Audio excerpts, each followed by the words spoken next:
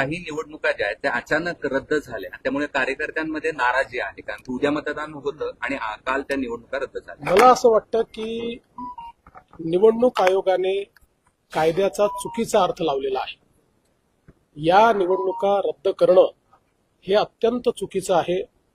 अशा पद्धतीने तर प्रत्येक वेळी कोणीही कोर्टात जाईल आणि मग निवडणूक पोस्टपोन होईल असं कधीच आजपर्यंत झालेलं नाही. कुठला कायदा निवडणूक आयोग काढताय, कुठला कोणाचा सल्ला निवडणूक आयोग घेताय याची मला कल्पना नाही. पण मी जो कायदा मी बघितलेला आहे, जेवढा माझा कायद्याचा अभ्यास आहे, मी अनेक वकिलांशी देखील बोललो, त्या सगळ्यांचं मत आहे की अशा पद्धतीनं या निवडणुका एखादा व्यक्ती कोर्टात गेलाय म्हणून पुढे ढकलता येत नाही. काही तर अशा प्रकारचे देखील आहेत त्या ठिकाणी. आता निलंग्याचं आपण उदाहरण घेतलं, काल संभाजी पाटील निलंगेकर माझ्याशी बोलले. निलंग्यामध्ये सगळी प्रक्रिया पूर्ण झाली.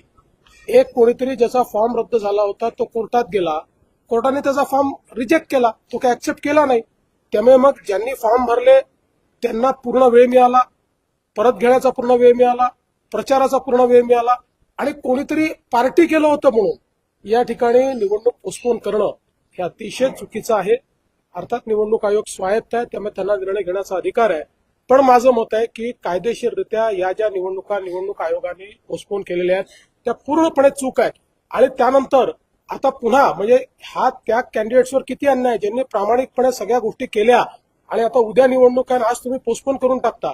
त्यांचे श्रम, त्यांची मेहनत, या सगळ्या गोष्टी गेल्या वाया. आता 15-15, 20-20 दिवस पुन्हा त्यांनी प्रचार करायचा. हे मला असं वाटतं अतिशय चुकीचं आहे.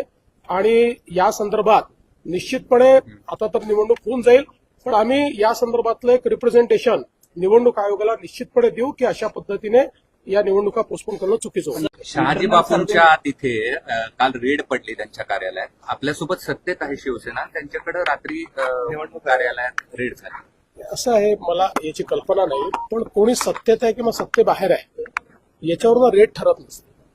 समजा एखादी तक्रार आली, आमचे काही कार्यकर्त्यांच्या संदर्भात तक्रार आली, तर त्याही ठिकाणी चौकशी करता गेली. इव्हन अनेक वेळा माझी देखील गाडी तपासली होती. त्याच्यामुळे याच्यामध्ये काही सत्ता विरोधक वगैरे असल्या कुठल्या गोष्टी नसतात. आपल्या शहरातील ताज्या घडामोडी पाहण्यासाठी रणनीती टाइम्सला सबस्क्राईब करा आणि बेल बटन प्रेस करा. लाईक आणि शेअर करा.